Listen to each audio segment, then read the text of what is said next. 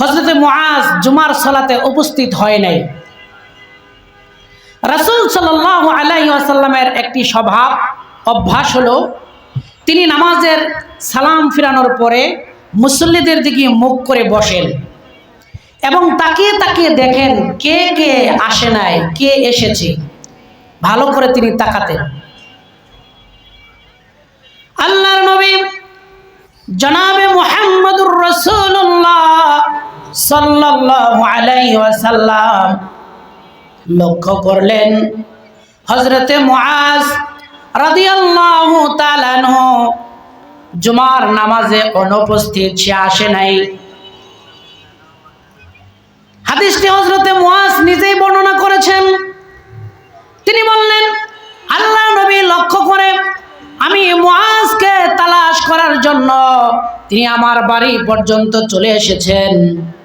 কারণ হলো আমি তার পিছনে নিয়মিত সালাত আদায় করি, এই দিন যেতে পারি নাই।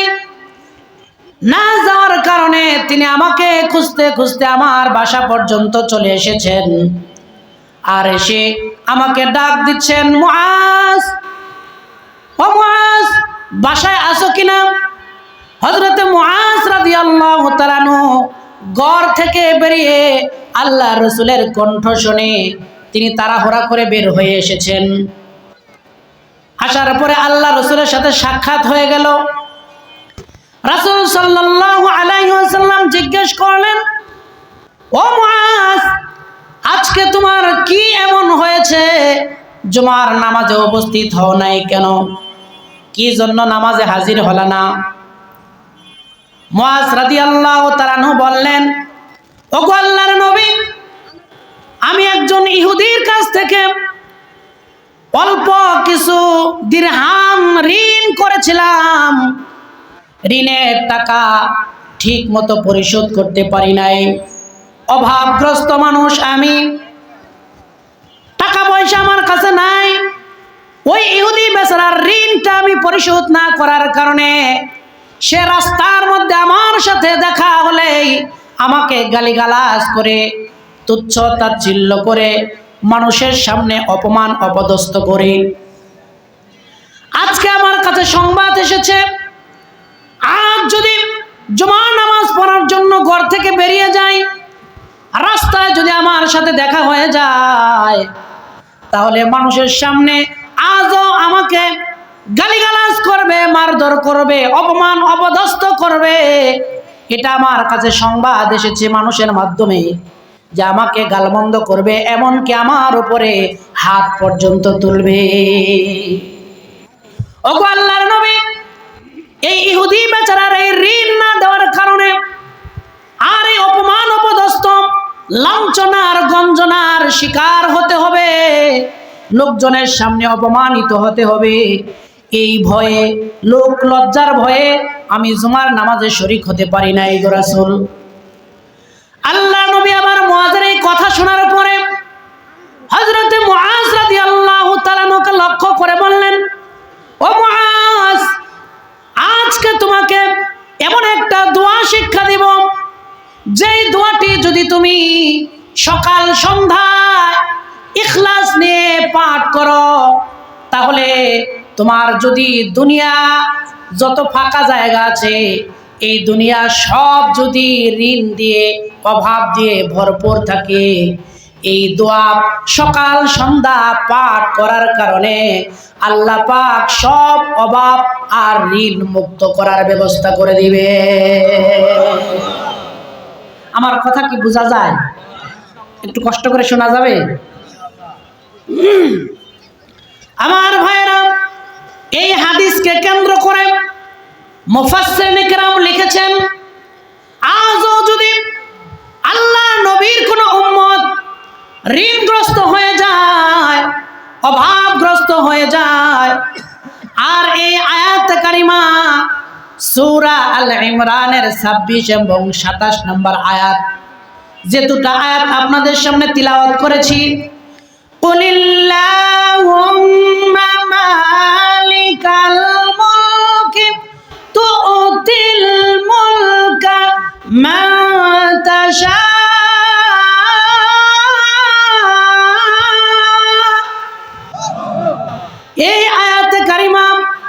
যে আমি পূর্বেই তিলাওয়াত করেছি, এই আয়াত যদি আল্লাহর কোনো বান্দা অভাব অনটনে পড়ে ঋণগ্রস্ত হয়েছে, ঋণ পরিশোধ করতে পারে না, আল্লাহর বান্দা আল্লাহর কাছে তাওয়াক্কুল করে অভাব থেকে মুক্ত হওয়ার জন্য, ঋণ থেকে মুক্ত হওয়ার জন্য যদি সকাল সন্ধ্যায় পাঠ করে থাকে, আল্লাহর এই নবীর হাদিসকে কেন্দ্র করে মুফাসসিরিন কেরাম লিখেছেন যে আল্লাহ তাআলা আল্লাহর বান্দাকে ঋণ আর অভাব মুক্ত করে দিবেন। বলুন সুবহানাল্লাহ। আমাদের মধ্যে কি এই অভাবগ্রস্ত ঋণগ্রস্ত মানুষ নাই? আছে? এই যে লোকগুলো চলে যাচ্ছে কেন? ভাইরা একটু কষ্ট করে বসেন না, কিছু শুনলে উপকার হবে। আমার ভাইরা, ঋণ মুক্ত হওয়ার জন্য এই আমল করবেন সকাল সন্ধ্যা। সূরা আল ইমরানের 26-27 নম্বর আয়াতে কারিমা নিয়মিত পাঠ করবেন। অনেক অতীতের আল্লাহর ওলিরা এটা পাঠ করেছেন, পাঠ করার কারণে তারা অভাব মুক্ত হয়েছেন, ঋণ মুক্ত হয়েছেন, এটা প্রমাণিত। এই দিকে আর যাচ্ছি না।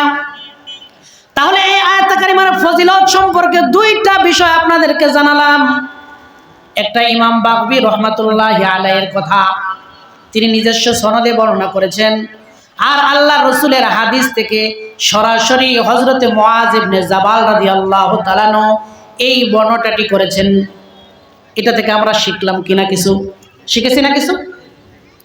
আমার ভাইরা, তাহলে এই আয়াতের ফজিলত শুনলেন, এবার এই আয়াতে কারিমার অর্থটা একটু বলেন। এরপরে এটা নাজিল হওয়ারও একটা বিরাট বড় প্রেক্ষাপট রয়েছে, শানে নজুল আছে। এই আয়াতে কারিমার অর্থ হচ্ছে, হে নবী আপনি বলুন, কুল মানে বলুন, আল্লাহুম্মা মালিকাল মুলক। হে নবী আপনি ঘোষণা দেন, বলে দেন যে আল্লাহ তাআলা সকল রাজত্বের মালিক হচ্ছেন আল্লাহ।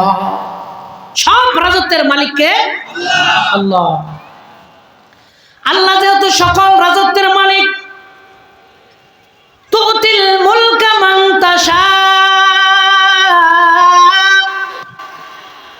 সেই রাজত্বের মালিক মহান আল্লাহ তাআলা যাকে খুশি তাকে রাষ্ট্র প্রদান করেন, রাজত্ব প্রদান করে থাকেন। আর ওয়াতানজিউল মুলকা মিম্মান তাশা, যার কাছ থেকে ইচ্ছা করেন তার কাছ থেকে রাজত্ব আবার কেড়ে নিয়ে যান। অনুবাদ কি? রাজত্বের মালিকানা সবটাই ক্ষমতার অধিকারীকে আল্লাহ। ওই ক্ষমতার মালিক যাকে খুশি রাজত্ব দান করেন, আর যার কাছ থেকে ইচ্ছা করেন কান ধইরা তাকে রাজত্ব থেকে, চেয়ার থেকে নামায়া অপমান অপদস্থ করে, লাঞ্ছিত করে, বিতাড়িত করে দেন। এই মালিকানা কার? আল্লাহ। এরপর আল্লাহ বলেছেন, ওয়াতু ইজ্জু মান তাশা ওয়া তুযিল্লু মান তাশা, রাজত্ব দেন আবার রাজত্ব কেড়ে নেন। এরপরে যাকে খুশি আল্লাহ পাক ইজ্জত দান করেন, সম্মানিত করেন, মর্যাদার আসনে বসায় দেন। আর যাকে ইচ্ছা লাঞ্ছনা, গঞ্জনা, অপমান, অপদস্থ, লাঞ্ছিত, অপমানিত করে কান ধরে দৌড়াইয়া দেয়। ভাইয়েরা আমার, এরপরে আল্লাহ পাক জানালেন, বিয়াদিকাল খায়র,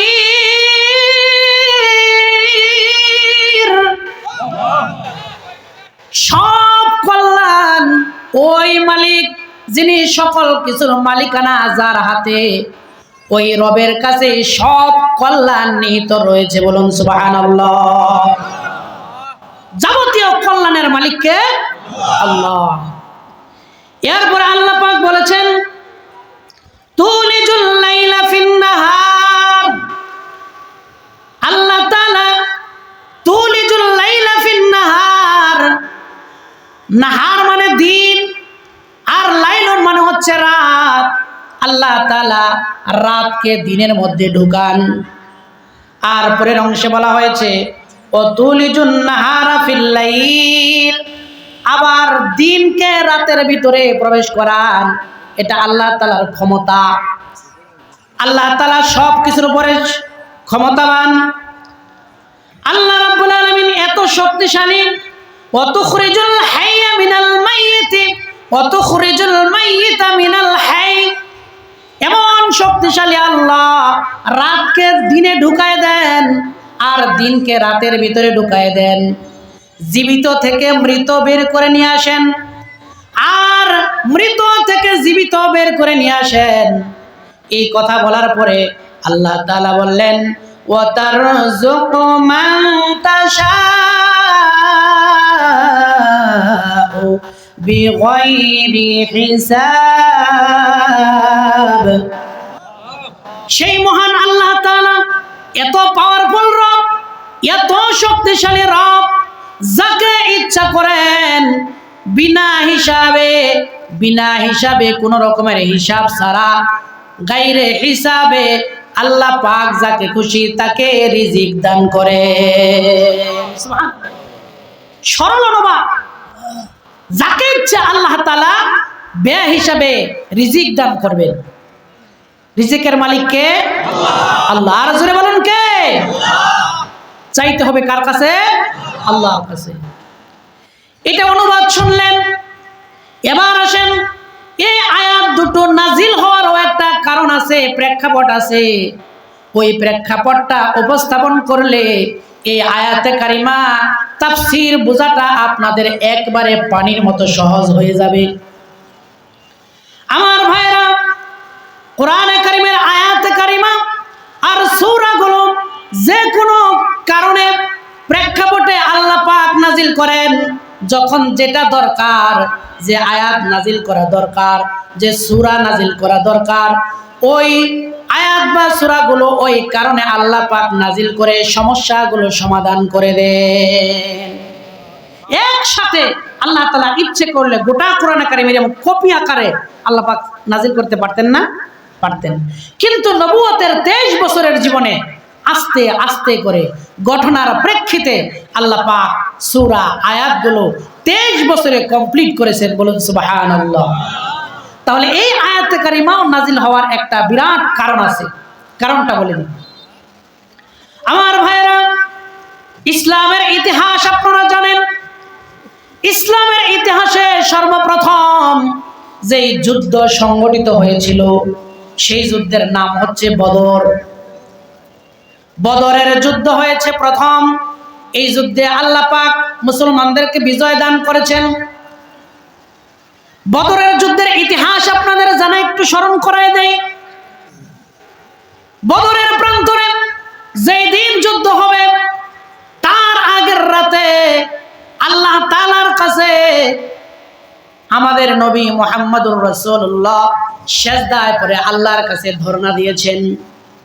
আল্লাহর কাছে ধরনা দিয়ে মোনাজাত করে সিজদা দিয়ে কেঁদেছেন। আল্লাহর নবী বলেছেন, ওয়া আমার রব, ওয়া আমার মালিক, আগামী কালকে আমরা এমন একটা যুদ্ধে অবতীর্ণ হতে যাচ্ছি, তোমার বান্দাদের সংখ্যা, আমার উম্মতের সংখ্যা মাত্র কয়েকজন। ইসলাম ততটা ব্যাপক আকারে তখনও প্রকাশ পায় নাই। মদিনার জীবনে মাসুম ইসলাম প্রতিষ্ঠিত হওয়ার একটা সুরত তৈরি হয়েছে। এমন অবস্থায় কাফেররা মুসলমানদেরকে চিরতরে জমিন থেকে বিতাড়িত করার জন্য, জমিন থেকে তাড়িয়ে দেওয়ার জন্য, ইসলাম নামক দ্বীনকে আলোকে নিভিয়ে দেওয়ার জন্য তারা প্রাণপণ চেষ্টা করে সংগঠিত হয়েছে। অস্ত্রে শস্ত্রে সজ্জিত এমন 1000 সৈন্য সংখ্যা, যারা অস্ত্রে শস্ত্রে সজ্জিত ছিল, তাদের ঘোড়া ছিল, তাদের বর্ম ছিল, ডাল তরবারি ছিল, কোনো কিছুই কমতি ছিল না। এমন পরিবেশ নিয়ে বদরের প্রান্তরে তারা হাজির হবে। আল্লাহ নবীর কাছে খবর আসলো। আল্লাহ নবী বললেন, আমরা সংখ্যায় মাত্র 313 আর ওরা হচ্ছে 1000-এর অধিক। তাদের কাছে অস্ত্র শস্ত্র সব আছে, মুসলমানদের কাছে কিছুই নাই। অল্প কিছু সংখ্যক তরবারি ডাল ছাড়া। এজন্য আল্লাহ তাআলার কাছে আল্লাহ নবী বলেছেন, আমার রব, আগামীকালকে দিন যদি তোমার জমিনে তুমি টিকে রাখতে চাও, তোমার নাম যদি জমিনে বিস্তার করতে চাও, তাহলে আগামীকালকের যুদ্ধে আমাদেরকে অবশ্যই বিজয় দান করতে হবে। লম্বা দোয়া আল্লাহর কাছে করলেন। আল্লাহ বলল, যাও, আমি তোমাদের সাথে আছি। সুবহানাল্লাহ বলেন। টেনশন করার কারণ নাই। বিজয় আসবে কার পক্ষ থেকে? বদরের প্রান্তরে মুসলমান মাত্র 313 জন বুক ভরা ঈমান আর সাহস নিয়ে আল্লাহর প্রতি তাওয়াক্কুল করে ময়দানে ঝাঁপিয়ে পড়লেন। আর মুআজ এবং মাজ নামক এরকম 2 জন বাচ্চা আল্লাহ রাসূলের পারমিশন নিয়ে যুদ্ধের ময়দানে অবতীর্ণ হয়েছে। যুদ্ধ শুরু হওয়ার আগেই প্রস্তুতি চলছে 2 প্রান্ত থেকে। এমন সময় মুআজ এবং মাজ 2 ভাই প্রান্তরে গিয়ে মুরব্বিকে জিজ্ঞাসা করছে, ও মুরব্বি, আমাকে একটু আবু জেহেল নামক একটা সন্ত্রাসী আছে, ওই আবু জেহেলকে একটু চিনাই দিবেন কিনা? মুরব্বি ধমক দিয়েছে, তোমরা ছোট্ট মানুষ, আবু জেহেলকে দিয়ে কি করবা? যাও, এই সংবাদ পেলে তোমাদেরকে আগে শেষ করবে, দূরে যাও। বাচ্চা 2টা বলছে, না না, আমি এটা মানব না। আমার রাসূলের দুশমন আবু জেহেলের নাম বহুবার শুনেছি, আমি আবু জেহেলকে একটু দেখতে চাই, দয়া করে চাচা মিয়া আমাকে একটু চিনাই দেন আবু জেহেল কোনটা। এই কথা বলতে বলতেই দূর প্রান্ত থেকে আবু জেহেল বিশাল বড় ঘোড়ার উপরে সওয়ার হয়ে ময়দানের দিকে লাফায় লাফায় ঢুকতেছে। ওই যে আবু জেহেল দেখা যায় বিশাল লম্বা আকৃতির একটা মানুষ, বিশাল দেহবড়িওয়ালা মানুষ, গাঢ় ডাল, দুধটা অনেক লম্বা চড়া ছিল, মাথাটা অনেক বড় মানের ছিল, মাথায় জাকরা চুল ছিল। আবু জেহেলকে দেখলেই চেনা যায়, এমন বীর পুরুষ আবু জেহেল। সবাই ভয় পায়। ওই যে ঢুকতেছে, মুরব্বি বলল, ওই বাচ্চা, ওই যে দেখো আসতেছে আবু জেহেল। ওই বাচ্চাগুলো আবু জেহেলকে লক্ষ্য করে যখন চিনেছে এটা আবু জেহেল, তারা ছোট্ট ছোট্ট 2টা বাচ্চা। এই বাচ্চাগুলোর ঈমান কত মজবুত আর বুকে কত সাহস। সে জানে আল্লাহর নবীর দুশমন আবু জেহেল, আমরা ছোট্ট মানুষ, আমি চাই আবু জেহেলকে, আল্লাহর নবীর দুশমনকে আমি নিজ হাতে হত্যা করব। সুবহানাল্লাহ বলেন। আমার ভাইরা, বাচ্চা 2টো তীর তীর করে মানুষের বীর এড়ায় এড়ায় আবু জেহেলের কাছে পৌঁছে গেছে। তাদের কাছে অস্ত্র আছে, তরবারি আছে, কিন্তু ছোট হওয়ার কারণে তাদের প্রতি কেউ খেয়াল করে নাই, তাদেরকে কেয়ারই করে নাই, কোনো রকমের খেয়াল করে নাই, গুরুত্ব প্রদান করেন নাই। ছোট্ট বাচ্চা 2টি তের তের করে গিয়ে আবু জেহেলের পাশে গিয়েছে। আবু জেহেল ঘোড়ার উপরে সওয়ার হয়েছে। এমন অবস্থায় বাচ্চা 2টি গিয়ে, আবু জেহেল তো লাগল পায় না, অনেক উঁচা ঘোড়ার উপরে বসা, বাচ্চা 2টি ছোট। এই ছোট বাচ্চারা ওর ঘরে তো কোপ দিতে পারবে না, আঘাত করতে পারবে না। বাচ্চা 2টা আঘাত করলে তরবারি দিয়ে হয়তোবা আবু জেহেলের পায়ে লাগতে পারে, এমন জায়গায় তারা লাগল পাবে, এমন জায়গায় মারতে পারবে। বাচ্চা 2টির কাছে গিয়ে আবু জেহেলের পায়ের মধ্যে তরবারি দিয়ে আঘাত করেছে, ফিনকি দিয়ে রক্ত বেরিয়ে গিয়েছে। আবু জেহেল জমিনের মধ্যে রক্তক্ষরণ হয়ে পড়ে গিয়েছে। আর সঙ্গে সঙ্গে যুদ্ধ বেজে গেল। আবু জেহেলকে এই শেষ পর্যন্ত বাচ্চা 2টির হাতে আল্লাহ তাআলা জমিন থেকে বিদায় করে দিলে।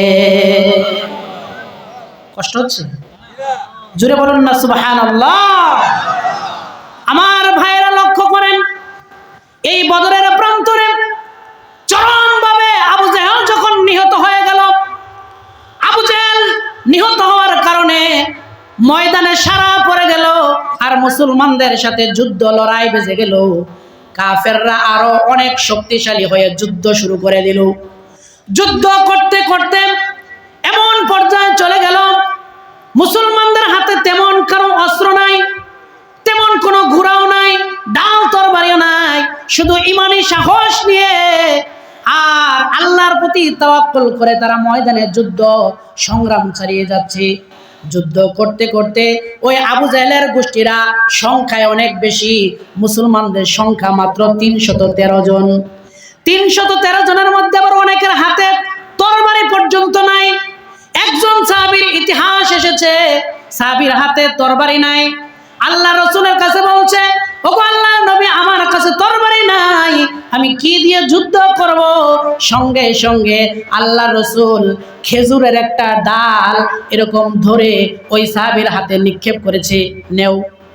ওই সাহাবী খেজুরের ডালটা ধরেছে, আর এই খেজুরের ডালকে তরবারি মনে করে যুদ্ধের ময়দানে ঝাঁপিয়ে পড়েছে। আঘাত করে করে যখন সামনে এগিয়েছে, ইতিহাসবিদেরা লিখেছেন এই খেজুরের ডাল দিয়ে কাফেরদের কল্লার মধ্যে আঘাত করেছে। আর এই খেজুরের ডাল আল্লাহর দেওয়া, আল্লাহর রাসূলের দেওয়া এই খেজুরের ডালটা তরবারির মতো ধারালো হয়ে কাফেরদের কল্লা দ্বিখণ্ডিত হয়ে গেছে। বলুন সুবহানাল্লাহ।